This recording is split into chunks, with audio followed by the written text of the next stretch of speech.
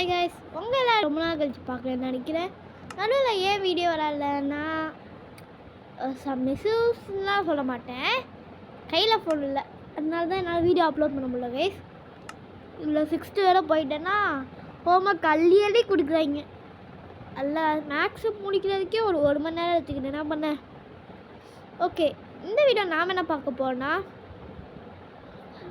Minecraft basic tips and tips for beginners. இது beginners tips and டிப்ஸா? இது மாதிரி tips and tips போட்டிருப்பேன், ஆனால் அது பிகினர்ஸ்க்காக இருந்திருக்காரு.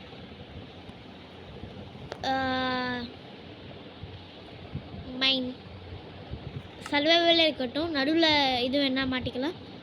ஓகே, இப்போ உங்களுக்கு என்ன இது வேணும், நீங்கள் டிஃபிகல்ட்டில் இருந்தால் உங்களுக்கு எது வேணுமோ வச்சுக்கலாம்.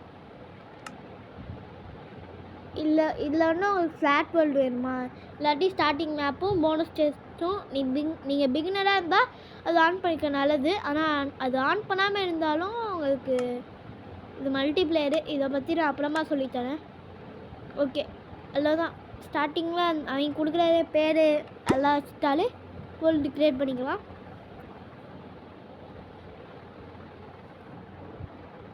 பத்து நிமிஷங்களுக்கு பிறகு 1000 hours later ஃபைனலாக உள்ளான்ட்டோம் கைஸ்.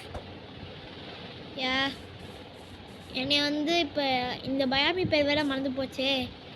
சரி, ஃபஸ்ட்டு நீங்கள் எடுத்தோடனே மைன்கிராஃப்ட்குள்ளே வந்தோடனே மைண்ட் பண்ண வேண்டியது உட்டு தான். வெயிட் பண்ணுங்க கைஸ். ஓகே, வந்தாச்சு. நீங்கள் கேம்குள்ளே வந்தோடனே மரத்தை அரைக்கணும். அப்படி உங்களை ஐஸ் பயாமி அந்த மாதிரி இடத்துல ஸ்பான் பண்ணி விட்டுட்டாங்கன்னா நீங்கள் அந்த வேர்ல்டை டெலிட் பண்ணுறது உங்களுக்கு நல்லது. ஏன்னா பிகினர்ஸ் நீங்கள் ஸ்டார்டிங்கில் எடுத்தோன்னே ஐஸ் பயாமிலலாம், அதாவது பனி பயாமி தமிழில் அங்கெல்லாம் ஸ்பான் ஆனீங்கன்னா உங்களுக்கு விளையாட ரொம்ப கஷ்டமாக இருக்கும். அதனால் அந்த மாதிரி உங்களை ஸ்பான் பண்ணி விட்டுருச்சுன்னா நீங்கள் கேமை லீவ் பண்ணிட்டு ஜாயின் பண்ணுறது பெட்டர் ஆப்ஷன். ஓகே, எடுத்தோடனே உட்டை மைண்ட் பண்ணிட்டோமா. இப்போ என்ன பண்ணுன்னா கீழே 3 டாட், தெரியாமல் பேஸ்ட் பண்ணிட்டேனே, கீழே 3 பட்டன் இருக்கும். இந்த 3 பட்டன் கிளிக் பண்ணிங்கன்னா உங்களுக்கு இப்படிலாம் காமிக்கும். இதை நீங்கள் இப்படி இது நார்மலாக வாங்கி கொடுத்துட்டே வச்சுக்கோங்க. அதுக்கப்புறம் இந்த பட்டன் கிளிக் பண்ணிட்டு கிராஃப்டிங் டேப் பண்ணிங்கன்னா உங்களுக்கு வரும். அதுக்கப்புறம் நீங்கள் ஒரு கிராஃப்டிங் டேபிள் இந்த மாதிரி இருக்கும். இதை ஒன்று பண்ணிக்கிட்டு ஸ்டிக்ஸ் ஒரு 8 பண்ணிக்கோங்க. கிராஃப்டிங் டேபிளில் கீழே போட்டுட்டு உங்களுக்கு இது பேர் உட் பிளாங்க்ஸு. இது நீங்கள் மைண்ட் பண்ணது உட்லாகு, இது உட் பிளாங்க்கு. உட்லாகை தான் நீங்கள் பிளாங்காக மாட்டணும். நீங்கள் இதுக்கு முன்னாடி நான் அதை பிளாங்காக மாற்றினால தான் என்னால் எடுக்க முடியும். ஓகே, நெக்ஸ்ட்டு ஒரு மேக்ஸிமம் நீங்கள் ஒரு பிக்காக்ஸ் பண்ணிக்கிறது பெட்டர். அதுக்கப்புறம் கீழே குழி தோண்டணும், ஒரு சின்ன குழி. ஆனால் இந்த மாதிரி வந்துச்சுன்னா இந்த மாதிரி இருக்கிறது என்னென்னா ஸ்டோன் மைண்ட் பண்ணுறதுக்கு உங்களுக்கு பிக்காக்ஸ் வச்சு பண்ணால் ஸ்டோன் மைண்ட் பண்ண முடியும். கையில் மைண்ட் பண்ணிங்கன்னா ஒன்றும் கிடைக்காது. ஆனால் அப்படியே பார்த்தாலும் மரத்தை எப்படியா கையில் உடச்சா கிடைக்கும், அந்த மாதிரி தான் இருக்கும். மைன்கிராஃப்டில் லாஜிக்கில் எதிர்பார்க்கக்கூடாது. சில இடத்துல இருக்கும், அது சில இடத்துல இருக்காது. GTA 5 பாருங்க, GTA 5 அவ்வளோ லாஜிக் இருக்குது. GTA 4 லாஜிக் வச்சாங்க, ஆனால் அது அவ்வளோ ஃபேமஸ் ஆகலை. அதுக்கு காரணம் லாஜிக்காக தான் அந்த கேமே ஃபேமஸ் ஆகலை. மைன்கிராஃப்ட்டும் லாஜிக் வச்சுருந்தா மோசமாக போயிருக்கலாம், யார் தெரியும். மேக்ஸிமம் கேம்ஸில் லாஜிக்கே இருக்காது, சும்மா ஏனோ தானோன்னு ஒரு லாஜிக் கொடுத்துருப்பாங்க. ஒரு GTA San Andreas, GTA Vice City, GTA 3 இந்த மாதிரி மைண்ட் பண்ணிட்டே இருக்கலாம். நான் மைன்கிராஃப்ட் செட்டிங்ஸ்னு ஒரு தனி வீடியோ போடுறேன். அதில் நான் எப்படி ஒரு செட்டிங்ஸ் வைப்பேன்னு சொல்கிறேன். உங்களுக்கு ஏற்ற மாதிரி நீங்கள் வச்சுக்கலாம். இது மைன்கிராஃப்டில் எப்படி விளாடணுன்னு எனக்கு இந்த ஆரோ மார்க் மாதிரி இருக்குல்ல, உங்களுக்கு அந்த ஆரோ மார்க் இருக்காது. அதுக்கு மட்டும் நான் என்ன பண்ணணும்னு சொல்லிக்கிறேன். அது வச்சு விளாண்டாலும் கொஞ்சம் நல்லாயிருக்கும். நார்மலாக விளாடுவில்ல. ஃபஸ்ட்டு செட்டிங்ஸ்குள்ளே போய்க்கணும். செட்டிங்ஸ்குள்ளே போனால் டச்சுன்னு இருக்கும். டச்சு கீழே இறக்கிட்டு வந்தீங்கன்னா ஸ்பிட் கண்ட்ரோல்ஸ்னு இருக்கும். இது ஆன் பண்ணி வச்சுக்கலாம். இது ஆன் பண்ணால் தான் உங்களுக்கு இந்த ஏரோ மார்க் மாதிரி இருக்கும். இந்த ஏரோ மார்க் எதை எய்ம் பண்ணியிருக்கோ நீங்கள் அப்போ வந்து கிளிக் பண்ணிங்கன்னா அடிப்பான். இதே அந்த இடத்த அழுத்தி பிடிச்சிங்கன்னா, அதாவது அந்த இடத்த இல்லை, ஸ்க்ரீனில் நீங்கள் அழுத்தி பிடிச்சா அந்த ஏரோ மார்க் இருக்கிற இடத்துல அது உடையும். இது வந்து கொஞ்சம் எக்ஸ்பிளைன் பண்ணுறது கஷ்டம். உதாரணத்துக்கு எப்படின்னா, இந்த ஏரோ மார்க் வந்து அந்த இடத்த நோக்கி இருக்கா. இப்போ வந்து நான் வேறு ஏதாவது ஒரு இடத்துல நான் சும்மா கை வைக்கிற இடத்துல அழுத்தி பிடிச்சேன்னா இது உடைப்பான். டேப் பண்ணேன்னா அடிப்பான். பிளேஸ்ட்டுக்கு வந்து டேப்பு கரெக்டாக அந்த ஏரோ மார்க் உங்களுக்கு எங்கே இந்த பொருளை திரும்ப வைக்கணுமோ அந்த இடத்த பார்த்து ஒரு கிளிக் பண்ணிங்கன்னா பேஸ்ட் ஆகிடும். சிம்பிள் செட்டிங்ஸ் தான். ஓகே, நம்ம கிட்டத்தட்ட 1 ஸ்டாக் இருக்க போகிறோம். மைன்கிராஃப்டில் 1 ஸ்டாக்னா எல்லோ பிளாக்ஸ்னால் 1 ஸ்டாக்னா 64 பிளாக்ஸாக இருந்தால் சில ஐட்டம்ஸ்லாம் இருக்கும். அது வந்து எல்லோனா 16 அந்த மாதிரி ஆகும். ஐட்டம்ஸ்னால் ஸ்டாக்னால் ஃப்ரீ ஃபயரை மைன்கிராஃப்டில் கற்றுக்க வேண்டிய வந்து நிறையா விஷயம் இருக்குது. இதோட பார்ட் பண்ணுறதுனால நீங்கள் டேட்டை ஏதாவது பொருளை கீழே பார்த்து கிளிக் பண்ணி ஜம்ப் பண்ணி கிளிக் பண்ணிங்கன்னா அதை அப்படியே வச்சுருவோம். இந்த மாதிரி மேலே ஏறிட்டு போயிட்டுருக்கலாம் கைஸ். ஓகே, இப்படி நீங்கள் எல்லா ஸ்டோனையும் மைண்ட் பண்ணிட்டீங்கன்னா நீங்கள் ஸ்டோன் வச்சு என்னெல்லாம் செய்யலான்னா, ஒரு ஃபன்னஸ்ங்கிற எதுக்கு யூஸ் ஆகணும்னா பொருளை எரிக்கிறதுக்கு. உதாரணத்துக்கு அயனு டைமண்ட் எல்லாம் டைமண்ட்லாம் எரிக்க தேவையில்ல. அயனு கோல்டு இந்த மாதிரி பொருட்கள்லாம் எரிக்க யூஸ் ஆகும். அதுக்கப்புறம் கேம்ப் ஃபயர் வச்சு தான் உங்களால் குக் பண்ண முடியும்னு இல்லை. ஆனால் கேம்ப் ஃபயர் ஒரு பெஸ்ட் ஆப்ஷன் குக் பண்ணுறதுக்கு. ஆனால் ஸ்டார்டிங் வித் நீங்கள் ஃபர்னஸே ஸ்டார்டிங்கில் யூஸ் பண்ணிக்கோங்க. கேம்ப் ஃபயருக்குலாம் உங்களுக்கு அது நிறைய தனி பொருள் தேவைப்படும். அதெல்லாம் நான் அப்புறமா காமிக்கிறேன். ஒரு ஆக்ஸ், ஒரு பிக் ஆக்ஸ். நான் ஏன் ஸ்குவாட் எடுக்காட்டி, ஏன்னா ஸ்குவாட் வந்து ஆக்ஸ் தான் ஸ்குவாடு விட பவரு. பட் ஆக்ஸ் வந்து கொஞ்சம் ஸ்லோவாக இருக்கும். அது ஸ்லோவாக இருக்குமே தவிர அதான் பவுடு. இப்போ அங்கே ஒருத்தர் பிளாக் கலரில் இருக்கான்ல, அவன் கண்ணை மட்டும் நீங்கள் பார்த்துடக்கூடாது கைஸ். அவன் கண்ணை பார்த்தீங்கன்னா என்ன வந்து தெரியுமா? சம்போ சிக சம்போ சிக சிக சம்போ, அவ்வளோதான்.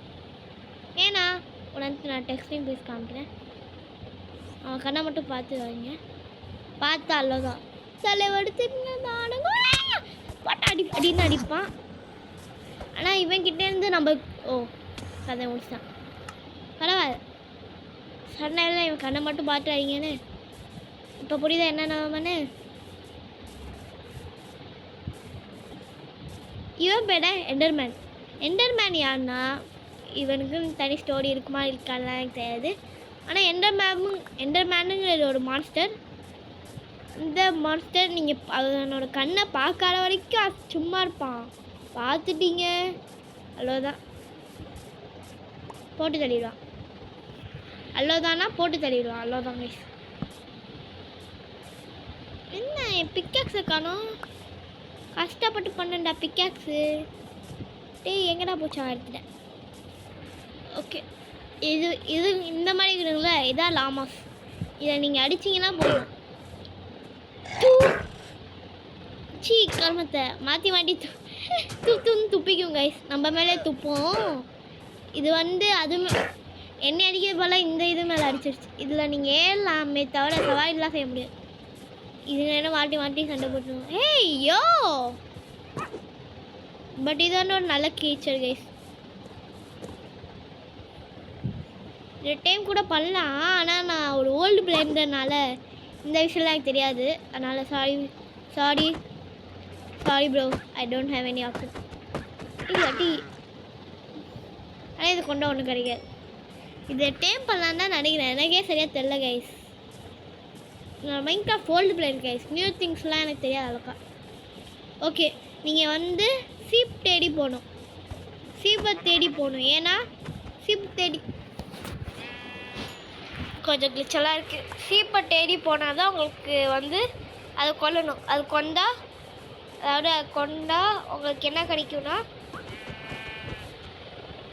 உள் தரும். உள்ளும் இது என்னது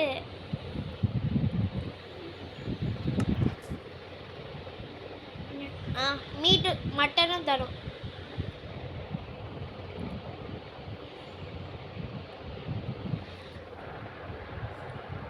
சடனாக விளாண்டுருச்சு கைஸ். மட்டன் தரும். மட்டன் வச்சு நீங்கள் ஃபர்னஸில் வச்சுடா குக் பண்ண முடியும். குக் பண்ணி சாப்பிட்டா உங்களுக்கு நிறையா ஹெல்த் ஏறும். பசிக்கிற அங்கே ஒரு பார் காமிக்கும், பசிக்கிற பார். அது தீரும் போது நீங்கள் சாப்பிட்லாம். குக் பண்ணி சாப்பிட்டா நிறையா ஹெல்த் ஏறும். குக் பண்ணாமல் சாப்பிட்டா கம்மியாக தான் ஏறும், ரியல் லைஃப் மாதிரி. ஆமாம், வெறும் கடை இதுவுமே சாப்பிட்டு வெறும் கடையில் மக்கள் சாப்பிட்டதுலாம் இன்னும் நல்லா இருக்கும். நீங்களே நினச்சிப்பாங்க எல்லாம் நல்லா இருக்குமா வெறும் கடை அப்படியே சமைக்காமல் சாப்பிட்டா. ஆனால் இதுக்கு முன்னாடி அப்படியே அவங்க சாப்பிட்டுட்டு இருந்தாங்க. அதுக்கப்புறம்டா இப்போடா இதை சமைக்கணும், இதில் சமைச்சு சாப்பிட்டோன்னா டேஸ்ட் நல்லாயிருக்கும், வாமிட்டிங் அந்த மாதிரி எதுவும் வராதுன்னு சொல்லி சமைச்சு சாப்பிட ஆரம்பித்தான். ஆனால் இப்போது விலங்குகளெல்லாம் வெறுக்கடியெல்லாம் சாப்பிட்டுருக்கு. யா அது மட்டும் இல்லை, உங்கள் எல்லாருக்கும் ஒரு சர்ப்ரைஸ் இருக்குது. அதை நான் வந்து நெக்ஸ்ட் வீடியோவில் சொல்கிறேன், பார்ட் 2ல் சொல்கிறேன் அந்த சர்ப்ரைஸ் என்னன்னு.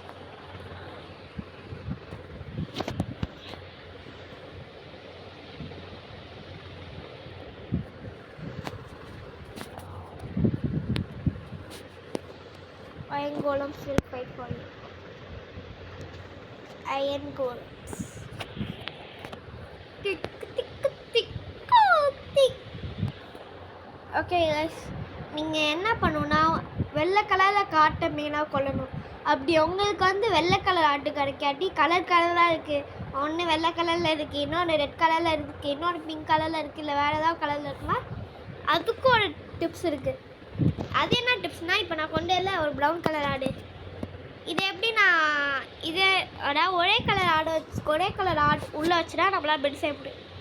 மாட்டினேடா என்னதான் குழந்தையோடு இருந்தாலும் நாம் சர்வைவாளருக்கு குழந்தையெல்லாம் பார்த்துட்டு இருக்க முடியுமா?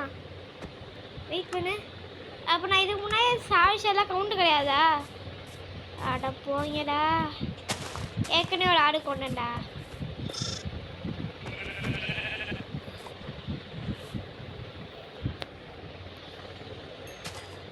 போட்டு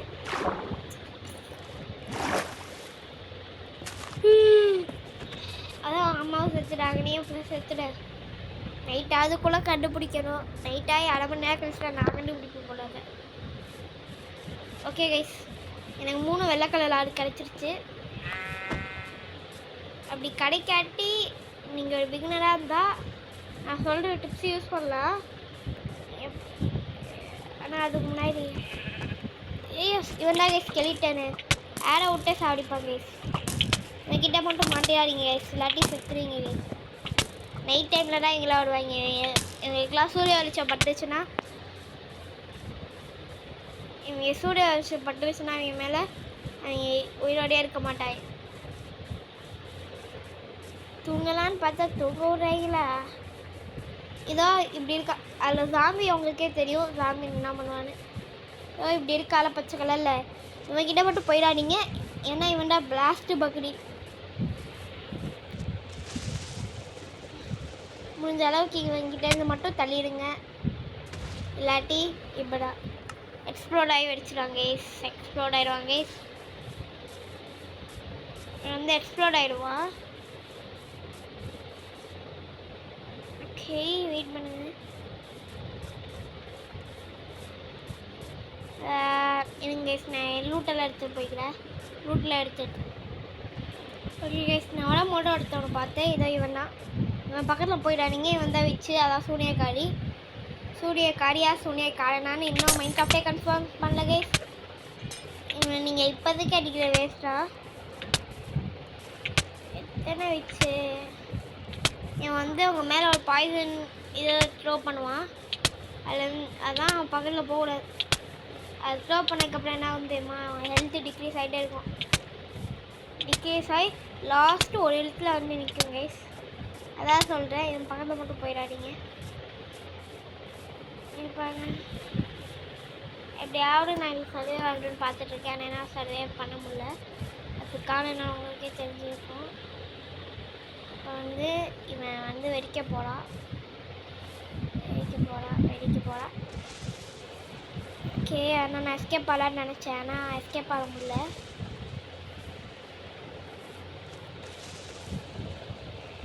யோ பிளாஸ்ட் ஆகி செத்துட்டோம் கைஸ். திரும்ப அந்த இடத்துக்கு போய் கண்டினியூ பண்ணுறேன் கைஸ். ஓகே கைஸ், எல்லாத்தையும் எடுத்துட்டேன். இப்போ வந்து காலையில் ஆகிட்டுருக்கு. நான் அவ்வளோ நேரத்துக்கு வச்சு எனக்கு எடுக்க ஆக்சுவலாக. ஓகே கைஸ், நான் மேலே வந்துட்டேன். ஓகே, என்னோடய பிக்கேக்ஸ் எங்கே போச்சுன்னே தெரில. பிக்கேக்ஸ் காணோம். Okay,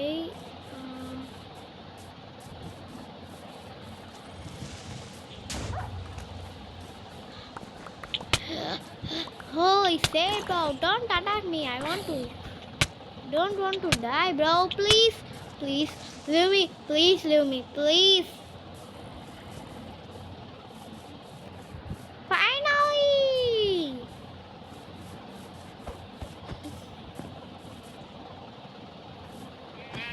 bro, I want you.